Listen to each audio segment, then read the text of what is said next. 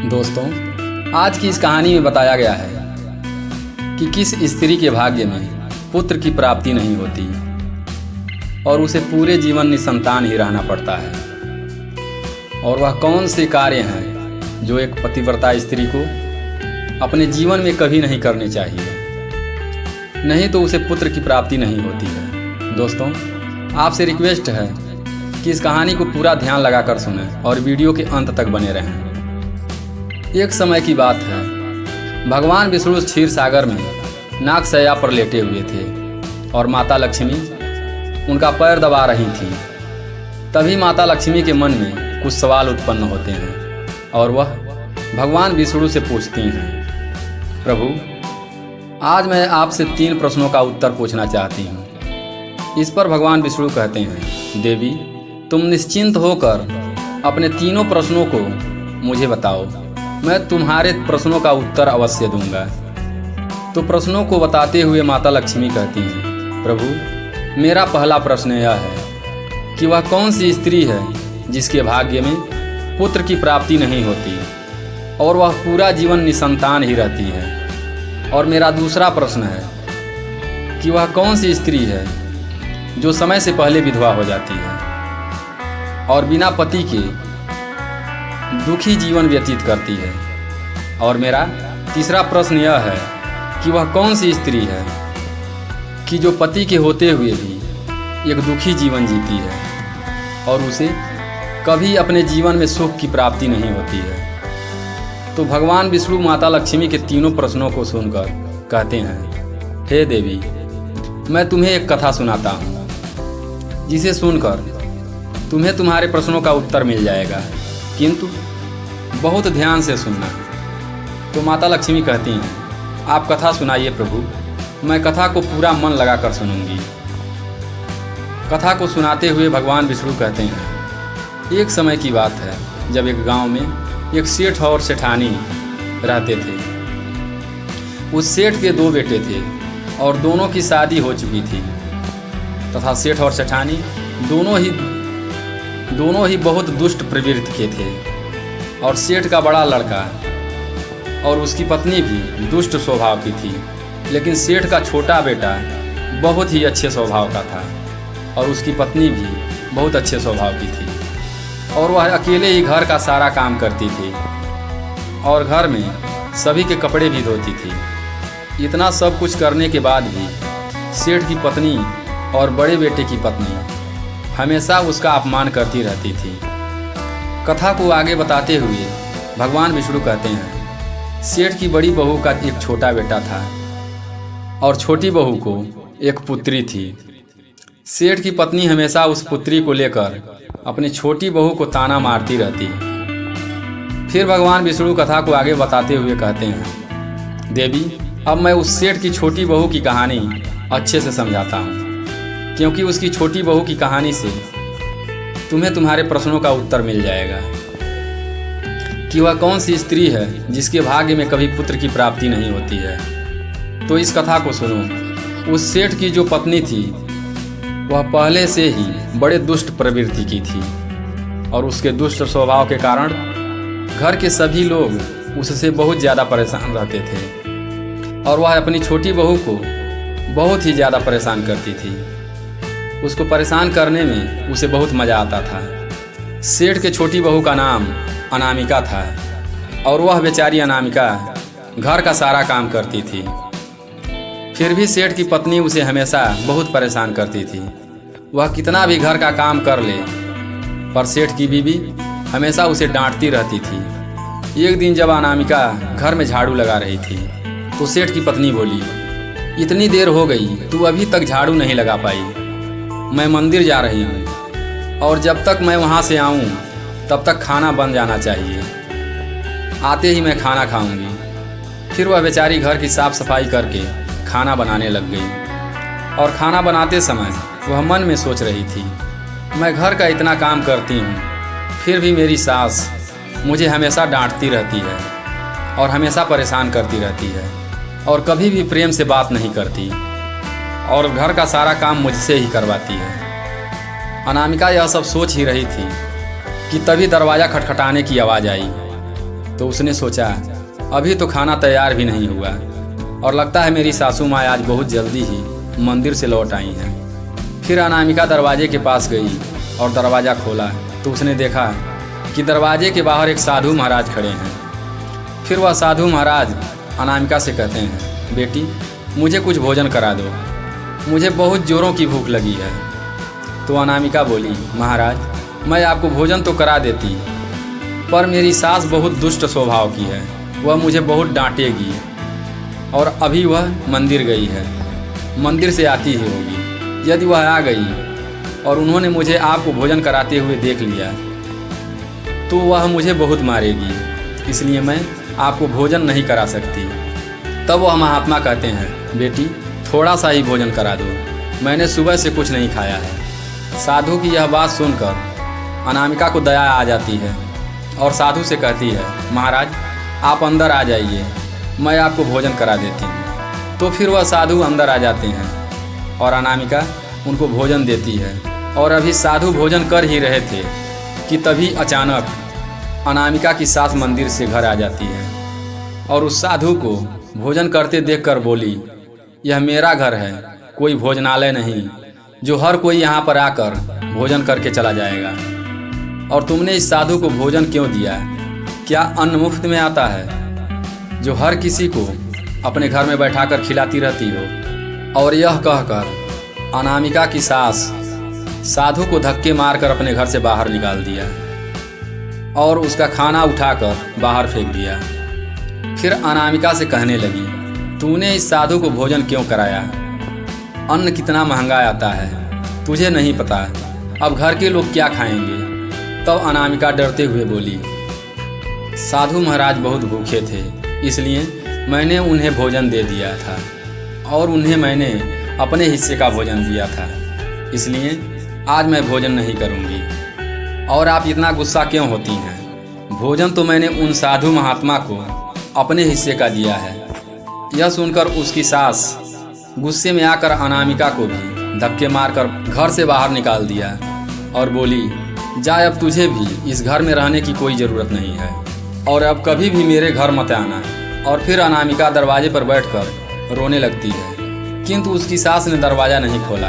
और फिर अनामिका ने सोचा अब यहाँ से अपने मायके ही जाना उचित होगा।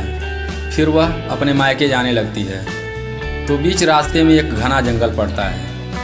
अनामिका भूखी प्यासी अपने मायके जा रही थी, तभी बारिश होने लगी। फिर अनामिका वहीं जंगल में एक पेड़ के नीचे बैठ जाती है, लेकिन फिर भी बारिश की बूंदें उसके ऊपर गिरती रहती हैं और वह भीगने लगती है। तो उसे एक और पेड़ दिखा जो काफ़ी बड़ा और घना था। वह बारिश से बचने के लिए उस पेड़ के नीचे जाकर बैठ गई और रोने लगी। तभी उसे एक संत मिले और संत ने कहा, बेटी तुम क्यों रो रही हो? तब अनामिका ने संत को सारी बात बताई। तब संत ने कहा, वह लोग तुम्हें इसलिए परेशान करते हैं क्योंकि तुम्हें अभी तक पुत्र की प्राप्ति नहीं हुई है, लेकिन तुम चिंता मत करो, तुम्हें एक पर्ची देता हूँ जिसमें पुत्र प्राप्ति का उपाय लिखा है। फिर संत ने उसे एक पर्ची दी और कहा, इसमें लिखे उपाय को यदि तुम पूरी निष्ठा से करोगी तो तुम्हें पुत्र की प्राप्ति अवश्य होगी। और फिर इतना कहकर वह संत वहाँ से चले गए। फिर अनामिका अपने मन में सोचने लगी, यदि मुझे भी पुत्र हो जाएगा तो मुझे भी ससुराल में बहुत सम्मान मिलेगा और मेरी सास मेरी बहुत इज्जत करेगी। यह सोच ही रही थी कि तभी बारिश बंद हो गई और फिर उसने पर्ची खोला और पढ़ा तो उसमें लिखा था, पुत्र प्राप्ति के लिए स्त्री को हमेशा अपने पति के बाएं ओर सोना चाहिए। और पर्ची में आगे लिखा था कि मासिक धर्म शुरू होने के प्रथम 4 दिवस में स्त्री और पुरुष के मिलन से पुरुष रोग प्राप्ति होता है, इसलिए मासिक धर्म के प्रथम 4 दिन पति पत्नी को मिलन नहीं करना चाहिए तथा मासिक धर्म के 5वें दिन मिलन से कन्या की प्राप्ति होती है और 6ठे दिन के मिलन से पुत्र की प्राप्ति होती है और 7वें दिन के मिलन से बंध्या पुत्री होती है तथा मासिक धर्म की 10वीं रात्रि में मिलन करने से अति श्रेष्ठ पुत्र की प्राप्ति होती है। और फिर उस पर्ची में लिखी सारी बातें पढ़कर अनामिका अपने मन में सोचने लगी, अब मैं इसी जंगल में रहूंगी, फिर वह जंगल में ही कुटिया बनाकर रहने लगी और फिर उसका पति उसे ढूंढते हुए उसी जंगल में अनामिका के पास पहुंचा और उससे कहा, तुम घर चलो। तब अनामिका ने उसे वह पर्ची वाली सारी बात बताई और कहा, अब मैं यहीं रहूँगी जब तक कि मुझे पुत्र की प्राप्ति नहीं हो जाती। यह सुनकर उसका पति भी उसी के साथ जंगल में रहने लगता है। और फिर अनामिका ने अपने मासिक धर्म के दौरान मासिक धर्म की 10वीं रात्रि में अपने पति के साथ मिलन किया और वह गर्भवती हो गई। फिर सुबह स्नान करके अनामिका पूजा पाठ करने के लिए बैठ गई। तभी उसका पति लकड़ी काटने के लिए चला गया और फिर भयंकर तूफान आया जिससे उसकी झोपड़ी उजड़ गई और भारी बारिश होने लगी। और फिर बारिश से बचने के लिए अनामिका उसी पेड़ के नीचे जाकर बैठ गई और उस पेड़ पर 2 राक्षसी रहती थी जो इस समय बाहर गई हुई थी। और थोड़ी ही देर बाद वह दोनों राक्षसी पेड़ पर आकर बैठ गई और उसी पेड़ के नीचे अनामिका बैठी थी। राक्षसी आपस में कहने लगी, चलो सोने के टापू पर चलते हैं। तो दूसरी कहने लगी, पर चलेंगे कैसे? तो पहली राक्षसी बोली, इसमें कौन सी बड़ी बात है, इस पेड़ को अभी उड़ा देती हूँ, इसी से चलेंगे। इतना कहकर वो दोनों राक्षसी उस पेड़ पर बैठकर सोने के टापू की तरफ निकल लेती हैं। और उसी पेड़ के नीचे पेड़ की जड़ पर अनामिका भी बैठी थी, इसलिए साथ में वह भी उड़ने लगती है। किंतु राक्षसी को यह बात नहीं पता होती है कि इसी पेड़ के नीचे एक औरत भी बैठी है। फिर कुछ ही देर में वह दोनों राक्षसी सोने के टापू पर पहुंच जाते हैं। फिर दोनों राक्षसी को भूख लग जाती है। वह दोनों पेड़ से उतरकर शिकार करने के लिए चली गई। पेड़ की जड़ से उतरकर जब सोने के टापू पर पैर रखा तो उसने देखा यहाँ तो सब सोना ही सोना है। तो वह जल्दी जल्दी सोने को अपने आंचल में भरने लगी और जितना सोना भर सकी थी उतना भर लिया और फिर दोबारा से उसी पेड़ के जड़ में जाकर बैठ गई। कुछ देर बाद दोनों राक्षसी शिकार करके वापस आ गई और फिर पेड़ के ऊपर बैठ गई और दोनों आपस में कहने लगी, चलो अब यहाँ से चलते हैं। और फिर कुछ देर बाद वह दोनों पेड़ लेकर वहीं पहुँच गई। फिर अनामिका तब तक पेड़ की जड़ पर ही चुपचाप बैठी रही जब तक वह दोनों राक्षसी वहाँ से चली नहीं गई। फिर भगवान विष्णु कहानी को आगे बताते हुए माता लक्ष्मी से कहते हैं, अब कहानी को ध्यान से सुनना क्योंकि यहीं से आपको पता चलेगा कि किस स्त्री के भाग्य में पुत्र की प्राप्ति नहीं होती। तो माता लक्ष्मी कहती हैं, जी प्रभु। तो भगवान विष्णु कहते हैं, कुछ देर बाद वह दोनों राक्षसी वहाँ से चली गई और फिर अनामिका उस सोने को लेकर पेड़ की जड़ से निकल आई और सोचने लगी, यह सारा सोना लेकर मैं अपने घर जाऊंगी और मेरी सास इतना सोना देखकर खुश हो जाएंगी और मुझे परेशान करना बंद कर देंगी और मुझसे घर का काम भी नहीं करवाएंगी। अनामिका यही सोच रही थी, तभी उसका पति भी जंगल से लकड़ी काट कर वापस आ गया और अनामिका से कहने लगा, इतना सारा सोना तुम कहाँ से लाई हो? तब अनामिका ने उस राक्षसी वाली सारी बात बताई और कहा, चलो अब हम लोग घर चलते हैं। तो उसका पति बोला, ठीक है। और दोनों घर जाते हैं और घर जाते ही अनामिका ने अपनी सास को सारा सोना दे दिया। इतना सारा सोना देखकर उसकी सास बहुत खुश हुई और उससे पूछने लगी कि तुम इतना सारा सोना कहाँ से लाई हो? तो अनामिका ने अपनी सास को राक्षसी वाली सारी बात बताई। फिर उसकी सास ने सारा सोना ले लिया और उसके बाद अनामिका से कहने लगी, इतने सोने से क्या होगा? जब वहाँ पर बहुत सारा सोना था तो तुझे और ज़्यादा सोना लेकर आना था, इतना थोड़ा सोना लेकर क्यों आई हो? तो अनामिका बोली, माँ जी इतना सारा सोना तो है और लाती तो क्या होता।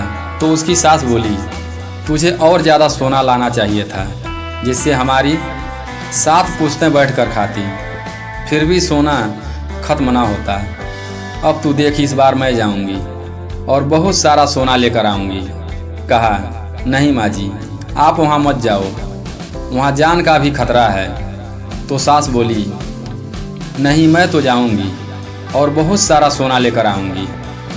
और इस प्रकार उसकी सास ने उसकी बात नहीं मानी और उसी जंगल में पहुंच गई, उसी पेड़ के नीचे जाकर बैठ गई जहाँ पर कुछ दिनों पहले अनामिका बैठी थी, तो उसे राक्षसी उखाड़कर सोने के टापू पर ले गई थी। कुछ देर बाद अनामिका की सास पेड़ की जड़ पर बैठी रही और थोड़ी ही देर में वह दोनों राक्षसी वहाँ आईं और उसी पेड़ पर बैठ गई। फिर एक राक्षसी ने कहा, आज सोने के टापू पर नहीं बल्कि आज नदी के किनारे चलते हैं, वहाँ पर मछलियाँ खाएंगे। और इतना कहकर पेड़ को लेकर नदी के तरफ चल देती हैं। तभी उसकी सास एकदम से बोल पड़ी, तुम दोनों पेड़ को सोने के टापू पर लेकर क्यों नहीं जा रही हो? तभी उन दोनों की नज़र उसकी सास पर पड़ी और उसकी सास सोचने लगी, यह मैंने क्या बोल दिया। अब तो यह राक्षसी जान गई हैं कि इस पेड़ के नीचे कोई और भी है। फिर वह दोनों ने देखा कि इस तरफ तो एक स्त्री बैठी है, तो दोनों ने पेड़ को बहुत ज़ोर से हिलाया, जिसके कारण उसकी सास पेड़ से नीचे गिर गई और उसकी मौत हो गई। उसके बाद जब उसके घर वालों को उसके मौत का पता चला तो सभी लोग वहाँ पर पहुँच गए और अनामिका कहने लगी, मैंने सासू माँ को समझाया था कि वहाँ मत जाओ, फिर भी वह सोने के लालच में चली गई।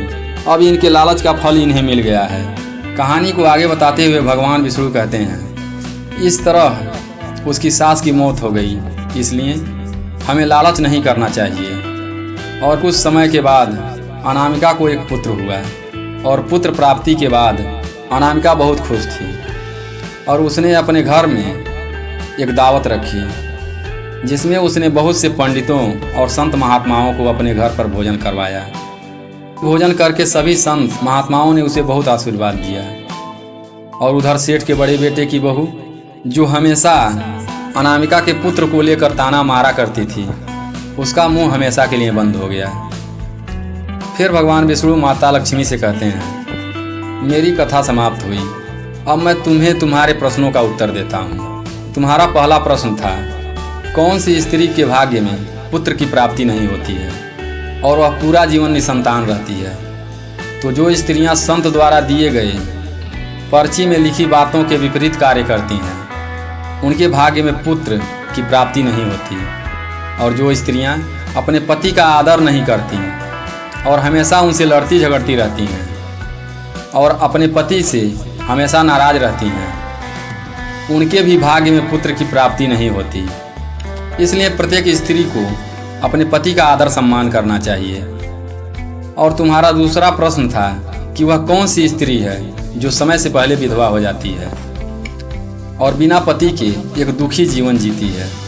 तो समझ लो, जो स्त्रियां पति के होते हुए भी मांग में सिंदूर नहीं लगाती और ना ही मंगलसूत्र पहनती हैं और जहां भी जाती हैं बिना सिंदूर और बिना मंगलसूत्र के जाती हैं, तथा पति के कहने पर भी उनकी बात नहीं मानती हैं और पराये मर्दों के साथ संबंध बनाती हैं, तो ऐसी स्त्रियां समय से पहले ही विधवा हो जाती हैं। इसलिए एक शादीशुदा स्त्री को पतिव्रता जीवन जीना चाहिए और अपने पति के अलावा पराये मर्दों को नज़र उठाकर भी नहीं देखना चाहिए। और तुम्हारा तीसरा प्रश्न था कि वह कौन सी स्त्री है जो पति के होते हुए भी एक दुखी जीवन जीती है और उसे अपने जीवन में कभी सुख की प्राप्ति नहीं होती। तो समझ लो, यह वह स्त्रियां हैं जो सुबह देर तक सोती रहती हैं और सुबह 8 बजे या 9 बजे के बाद उठती हैं और बिना स्नान किए ही भोजन बना देती हैं और पूजा पाठ भी नहीं करती। और कहीं भी जाना होता है तो अपने पति के बिना आज्ञा के ही चली जाती हैं। पति के मना करने पर भी वह नहीं मानती हैं। यदि पति रोकता है तो झगड़ा करने पर उतारू हो जाती हैं। अपने पति का एक भी बात नहीं मानती हैं। तो ऐसी स्त्रियों के जीवन में कभी सुख की प्राप्ति नहीं होती है और हमेशा दुख में जीवन व्यतीत करती हैं और दुखी जीवन जीती हैं। इसलिए एक पतिव्रता को हमेशा अपने पति का सम्मान करना चाहिए। सुबह समय से उठना चाहिए, नहाने धोने के बाद पूजा पाठ और पूजा पाठ के बाद खाना बनाना चाहिए। अपने बच्चों सहित सास ससुर और पति का सेवा करना चाहिए। यही पतिव्रता स्त्री का धर्म होता है। और जिस घर में औरत पतिव्रता होती है वैसे घरों में धन कुबेर का वास होता है और माता लक्ष्मी का निवास होता है। दुख दरिद्रता कोसों दूर रहती हैं। दोस्तों, इस कहानी को अगर अकेले में सुन रहे हैं तो फिर दोबारा अपने परिवार को भी ज़रूर सुनाएं, क्योंकि यह मोटिवेशनल कहानी सुनने से लोगों के दिमाग पर सकारात्मक प्रभाव पड़ता है। कहानी कैसी लगी कमेंट में ज़रूर बताएं। ऐसी मोटिवेशनल कहानी सुनने के लिए हमारे चैनल को सब्सक्राइब ज़रूर करें। फिर मिलते हैं एक नई कहानी के साथ अगली वीडियो में। तब तक के लिए अपना ख्याल रखें, हमेशा खुश रहें। धन्यवाद।